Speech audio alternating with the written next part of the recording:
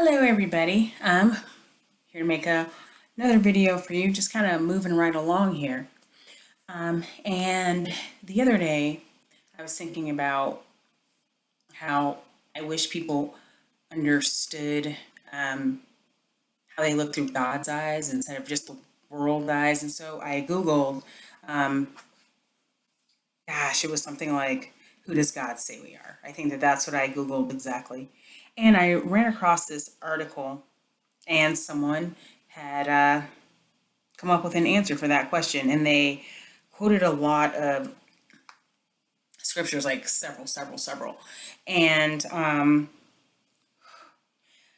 actually, so because of this article that I found, I came to the conclusion that really the whole Bible just kind of is an expression of who we are through God's eyes. But I do not have the time here. I'm sure you don't have the time. And honestly, I wouldn't even say I had that level of understanding to be able to express all of that.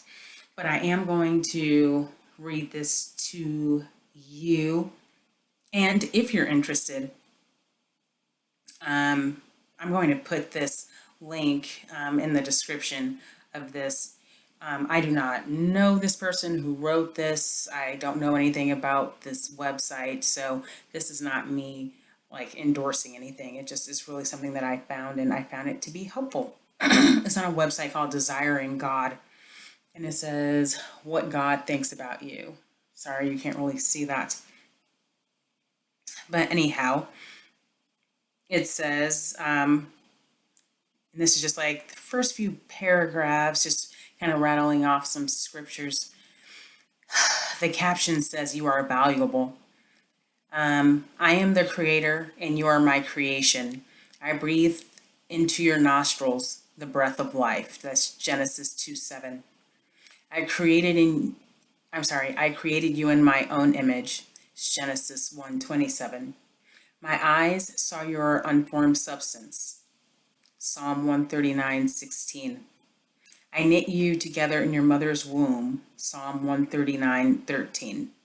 I know the number of hairs on your head, and before a word is on your tongue, I know it. Matthew 10:30, Psalm 139:4. You are fearfully and wonderfully made. Psalm 139:14.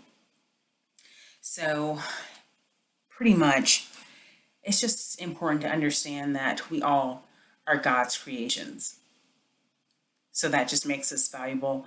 And mankind, it is in God's image. And that's just important to remember because often when you look at yourself through the world's eyes, or if you do that, you will never measure up. I mean, it's a trap, constantly trying to measure yourself up to images that you see in the media. It can just be very, very destructive because quite frankly, those images that you're seeing, it's not reality. I mean, it can't actually exist in real life. I mean, we all know that there's Photoshop, and if you look at a fashion spread or somebody on a red carpet or something of that nature, those people have stylists, they have hairstylists, makeup artists, nutritionists, personal trainers, etc. Their life is not, it doesn't really compare a lot to the lives that most of us are living. So you can't just compare yourself to other people. And a lot of these comparisons that people make, like these standards that people just want us to hit that are not biblical standards at all, usually they're there to empower some person or something or some entity and just to kind of degrade somebody else, which is what's empowering that entity. So that's why I will tell anyone, I have found learning about God's word to be very empowering as a woman.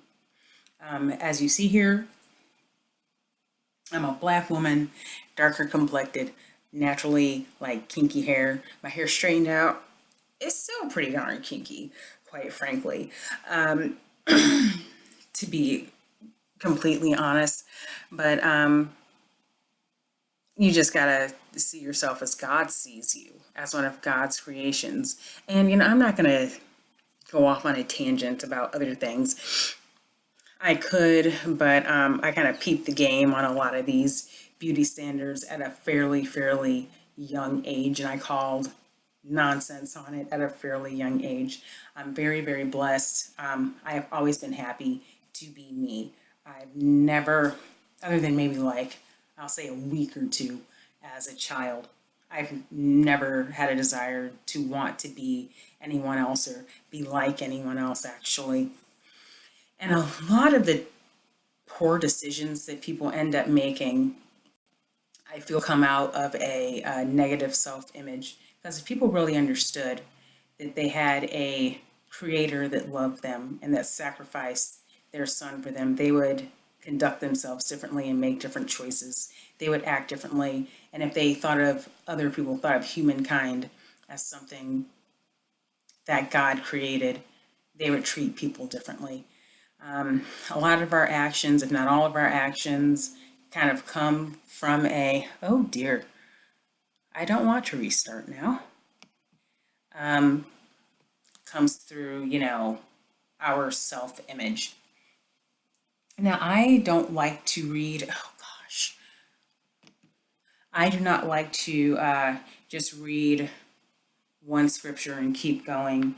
I just feel like you just kind of take things out of context a little bit. So I wanted to read from the 139th Psalm just a little bit more. It's the 139th Psalm.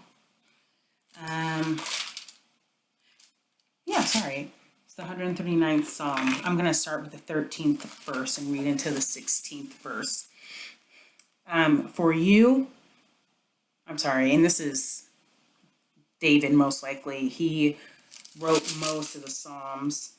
Yeah, author David. He wrote most of the Psalms. So this is David speaking to God.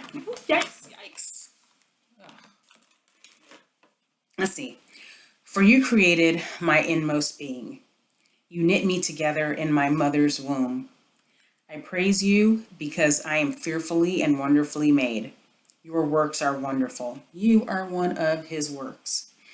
I know that full well.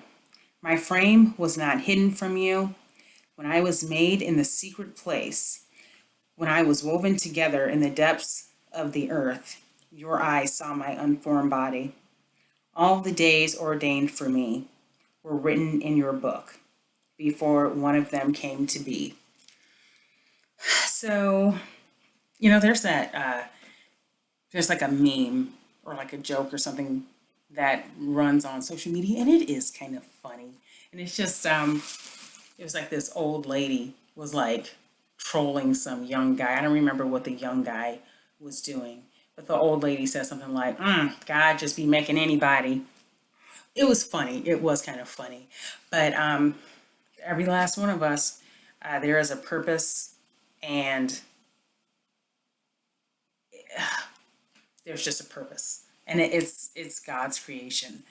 And it's all really miraculous. And when you really think about the human body, the way it works, the inner workings, this mind that you have, and the human mind works in a way, and the human body works in a way that no other animal's body really kind of works. Not completely. Like DNA between animals, most of it is the same, but then there's a small part that's different between humans and like apes and stuff like that we like supposedly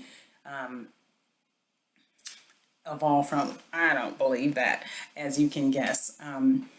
There's a little bit of a difference, but that little bit of a difference, kind of sets us apart. And anyway, yeah, I just believe that we are, men and women are made in God's image.